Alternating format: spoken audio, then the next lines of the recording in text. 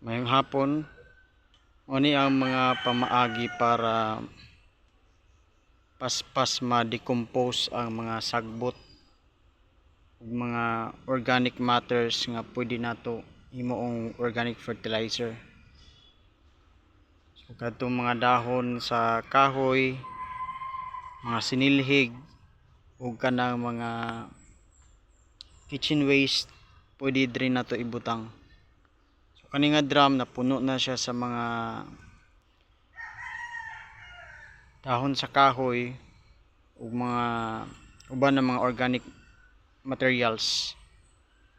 So ang uban na ni hapit na mag-decompose, hapit na pud na mahimong fertilizer. So daghan na siya og kanang mga decomposer diri sa sulod. So kani siya ingon na malata. Naa na ganay mga centipedes. Nga 1 month na lang ni mahimo na siyang organic fertilizer ug pwede na pud siya nga ma-fertilize dito sa tuang mga tanom ug mga farm, labi na ug naamoy mga gulay ug mga prutas. So kani siyang 5 ka drum, puno na ning upat, ang kanina lang isa ang wa pa mapuno. Mao ni siya mga organic nga mga pamaagi para po dili masayang ang mga sinilhig. So pag ma-decompose na ni, himo na siyang humus, pwede na siya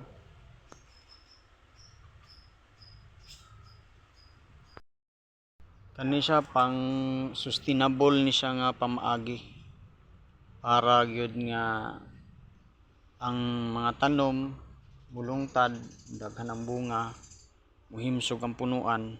So ingon ani siya nga mga pamaagi. So kung kamo naga hunahuna ug unsay maayo ihimong fertilizer, mas pabor nga mag-fertilize og kanang mga organic kumpara sa mga synthetic fertilizer. Kay para maiwasan nato na mahimong acidic ang mga tanom. Kung magtaas ang acidity sa yuta, baba ang pH level sa yuta, mahimong acidic. So pipila lang katanom ang mag-survive.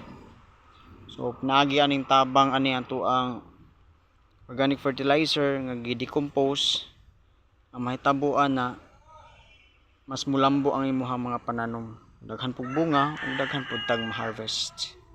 Sunod na pod ug maayong hapon.